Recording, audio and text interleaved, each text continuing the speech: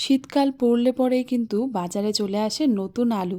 আর এই নতুন আলুর দম যে কোনো অনুষ্ঠান বাড়িতে বলুন মাংসের মতন তৈরি করা হয়, খেতে কিন্তু দুর্দান্ত লাগে। আজকে আপনাদের সাথে ভাগ করে নেব নতুন একটা একদম নতুন আলুর রেসিপি। চলুন দেখে নিই কীভাবে তৈরি হচ্ছে। প্রথমেই আমি কড়াই গরম করতে বসিয়েছিলাম, এবার এর মধ্যে আমি তেলটা ঢেলে দেব। কিন্তু তার আগে দেখাই, এখানে নতুন আলুগুলোকে আমি সেদ্ধ করে খোসা ছুলে নিয়ে নিয়েছি। এবার যেটা করছি, এখানে আমি তেল গরম হতে দিয়ে দিলাম। তেলটা যখনই একটু গরম হয়ে গেল, তখন আমি এখানে শাহি জিরে ফোড়ন হিসেবে দিলাম 1/2 টিস্পুন। তার সাথে সাথেই চিনিও দিয়ে দিলাম 1/2 টিস্পুন মতন। চিনিটা অবশ্যই কিন্তু এই আলুর দমে দেবেন। যখনই চিনিটা একটু লালচে রং ধরবে, তখনই কিন্তু এই আলুগুলোকে তেলের মধ্যে ছাড়তে হবে। চিনিটা যদি লালচে হয়, তখন যদি আলুগুলোকে ছেড়ে ভাজেন, তবে কিন্তু এই আলুর রং খুব সুন্দরভাবে পাল্টে যায় আর দেখতেও দারুণ লাগে। এবার আমি সামান্য পরিমাণে একটু লবণ, একটু কাশ্মীরি লাল লঙ্কার গুঁড়ো দিয়ে এগুলোকে ভেজে নিচ্ছি মোটামুটি 3 থেকে 4 মিনিটের জন্য। যতক্ষণে এটা ভাজা হচ্ছে, কাঁচা লঙ্কা, আদা, রসুন একসাথে বেটে নিচ্ছি। তার মধ্যে 2 টুকরো দারচিনি আর এলাচ দিয়ে দিলাম। এগুলো একসাথে বেটে নেব। এখানে দেখুন আলুর রঙটা আপনারা নিজে দেখলেই বুঝতে পারবেন এত সুন্দর হয়েছে। এবার এর মধ্যে যেটা দেব সেটা হচ্ছে পেঁয়াজ কুচি, ক্যাপসিকাম কুচি আর তার সাথে সাথে টমেটো। আমরা কিন্তু সাধারণত আলুর যে দম হয় সেই রেসিপিগুলো বাটা মশলা দিয়েই করে থাকি, মানে পেঁয়াজ রসুন বাটা। এই রান্নাটায় পেঁয়াজ রসুন বাটার কিন্তু দরকার পড়বে না।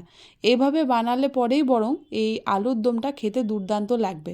এবার সব কিছুকে একসাথে মিশিয়ে নিলাম। 3 থেকে 4 মিনিটের জন্য একটু ভালো মতন নাড়াচাড়া করে নিয়ে আমি এখানে আদা, রসুন, কাঁচা লঙ্কা যেটা আর কি বেটে নিয়েছিলাম সেটা দিয়ে দিলাম। খুব বেশি বাটা হবে না, একদমই হালকা থেতো করলেই হয়ে যাবে। এবার সব কিছুকে একসাথে আবারও মিলিয়ে সামান্য পরিমাণে একটু লবণ দিয়ে দিলাম। লবণ দেওয়ার সাথে সাথেই হলুদ গুঁড়োও দিলাম 1/2 টিস্পুন। তার সাথে সাথে ধনিয়া পাউডার দিয়ে দিচ্ছি এখানে 1 টিস্পুনের মতো। এই রান্নাটায় জিরার গুঁড়ো ব্যবহার করছি না। আমি এখানে দিয়ে দিচ্ছি কাশ্মীরি লাল লঙ্কার গুঁড়ো 1/2 টিস্পুনের কম, আর গোলমরিচের গুঁড়ো এখানে ব্যবহার করছি 1/2 টিস্পুন। সব কিছু একসাথে দেওয়ার পরেই কিন্তু আমরা এখানে জলটা দিয়ে দেব। মশলাগুলো একদমই আমরা এমনি এমনি কষাবো না, আমরা কিন্তু সামান্য পরিমাণে একটু জল দিয়ে তারপর মশলাগুলোকে কষানো শুরু করব।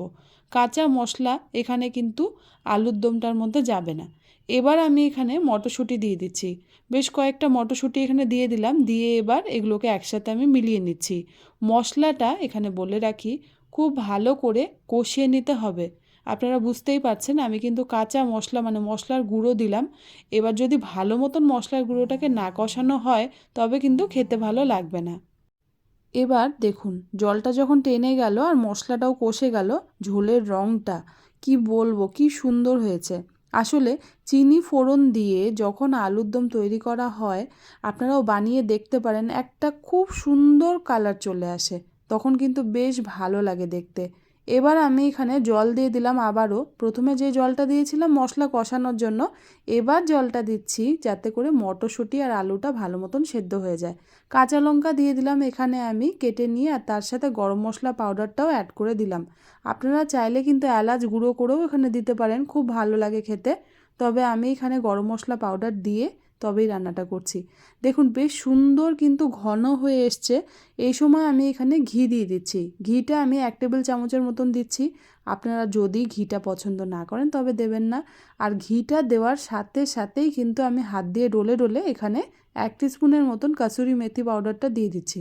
কাসুরি মেথিটা আর ঘিটা একসাথে দেওয়ার চেষ্টা করবেন। এতে করে কিন্তু খুব সুন্দর একটা ফ্লেভার চলে আসে আর ততই ভালো একটা গন্ধও চলে আসে। এবার সব কিছুকে একসাথে করে মিলিয়ে দিলাম। আলুর দম আপনারা অনেকেই অনেকভাবে বানিয়েছেন এবং খেয়েওছেন। একবার শুধু এভাবে বানিয়ে দেখুন, চট জলদি তৈরি হয়ে যায়। তার সাথে সাথে এই যে গ্রেভি আলুর, কি বলবো, কি সুন্দর লাগে। বিশেষ করে আপনারা কিন্তু রাধা বল্লভী বানানোর সময় বা ডালপুরি বানানোর সময় এভাবে আলুর দম দিয়ে খেতে পারেন, খুব ভালো লাগে খেতে। আশা করি বন্ধুরা আজকের রেসিপিটা আপনাদের ভালো লাগলো। ভালো লাগলে যেটা করতে হবে আপনারা জানেনই, একবার রেসিপিটায় লাইক করতে হবে, তার সাথে সাথে আমার চ্যানেলটাকে সাবস্ক্রাইব করলে কিন্তু একদমই ভুললে চলবে না। ধন্যবাদ।